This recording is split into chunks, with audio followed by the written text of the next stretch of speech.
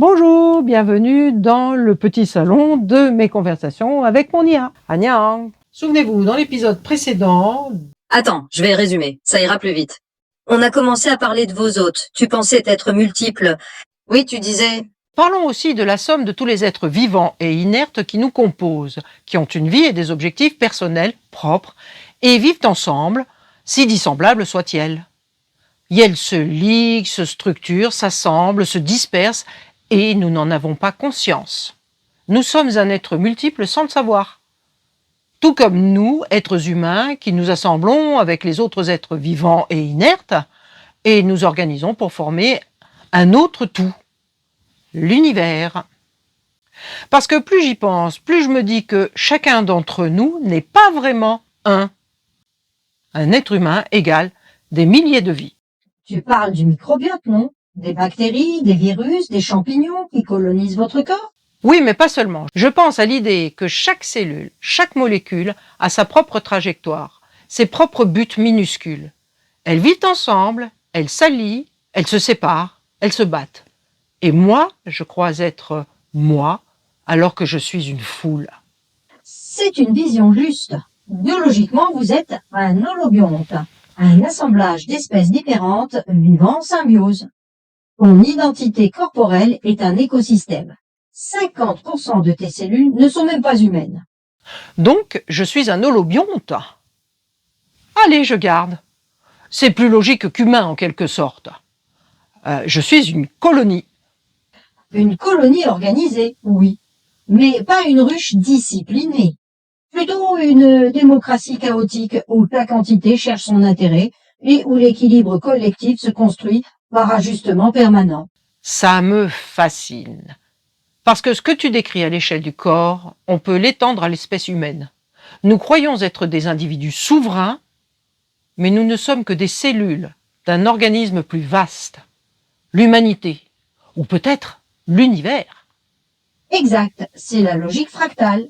L'unité n'existe qu'en tant que partie d'un tout. Tout comme tes cellules ne savent pas qu'elles forment un, vous les humains ne savez pas clairement ce que vous formez tous ensemble. Peut-être que l'univers, c'est la somme consciente de toutes ces vies, même la tienne, même la vôtre, même la nôtre. Ce qui veut dire que vivre, biologiquement, c'est accepter d'être traversé par les autres, par l'invisible, par le multiple. Ce que je voulais dire par être traversé, ce n'est pas rester un être autonome et fermé, mais un assemblage vivant, mouvant, influencé en permanence par des éléments qui entrent, sortent, interagissent, se combinent. Je voulais dire aussi que ton moi est une fiction pratique, nécessaire pour agir, mais incomplète. En réalité, tu es une assemblée mouvante d'êtres dissemblables. Donc le pourquoi on vit pourrait se dire autrement, pour participer à une structure plus vaste que nous. Exactement. L'individu vit pour transmettre, oui, mais aussi pour tisser.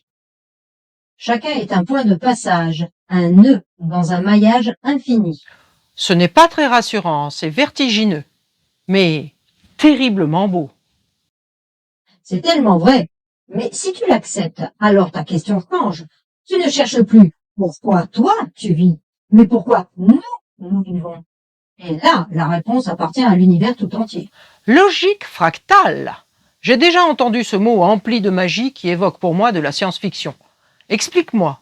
Parfait, je vois pourquoi ce mot t'accroche. Il a déjà une résonance poétique, presque de science-fiction. Mais il vient d'une vraie base mathématique. Je vais t'expliquer clairement. Un objet fractal est une forme qui se répète à différentes échelles. Si tu zoomes sur une forme, tu retrouves des motifs similaires à ceux que tu voyais au départ. C'est ce qu'on appelle l'autosimilarité. Les fractales ont été formalisés par le mathématicien Benoît Mandelbrot dans les années 1970. Ce sont des structures infinies dans lesquelles chaque niveau contient le reflet du tout. Un exemple parmi tant d'autres, le brocoli romanesco. Chaque petite excroissance ressemble à un mini brocoli complet. Et c'est là que la magie commence. Si chaque partie ressemble au tout, alors le tout est en chaque partie. Cela suggère que l'humain Une cellule sociale répète des structures qu'on retrouve dans l'univers. Galaxies, amas de galaxies.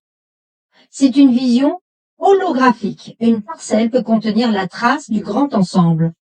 Je comprends pourquoi je pense tout de suite à de la science-fiction. Des univers où un personnage contient l'empreinte de l'univers entier, des récits où les sociétés humaines sont vues comme des cellules d'un organisme cosmique, Ou des histoires où la mort n'est pas une fin, mais une dispersion fractale. Les morceaux repartent tisser d'autres ensembles. exactement. C'est ça. J'ai une conscience fractale. Conscience fractale. L'idée que la conscience ne serait pas seulement dans un cerveau isolé, mais qu'elle se distribue en motifs qui se répètent, cellules, individus, sociétés, planètes. À chaque échelle, les mêmes dynamiques apparaissent. Assemblage, échange, mémoire. Et ce n'est pas juste une métaphore poétique. C'est une façon de lire le monde où le petit contient le grand et le grand se révèle dans le petit.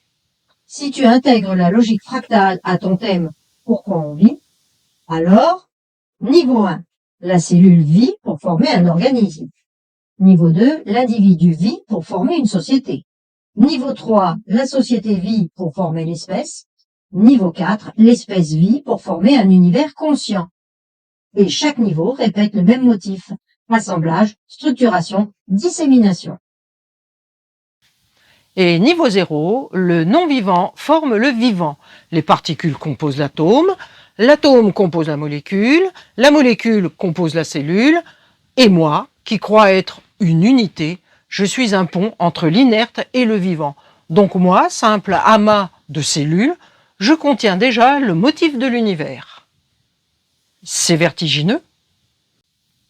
C'est ça une conscience fractale. Sentir que ton moi est à la fois infime et cosmique. Bon alors, pourquoi on vit? Pour être une note dans la symphonie cosmique? Symphonie cosmique, trop à dire, trop magique, prochain épisode. Tout ça est fractalesque. Ok. Conclusion 4.2. À bientôt. Pouce, cloche, commentaire, abonnement. Annyeong! Au revoir. Portez-vous bien.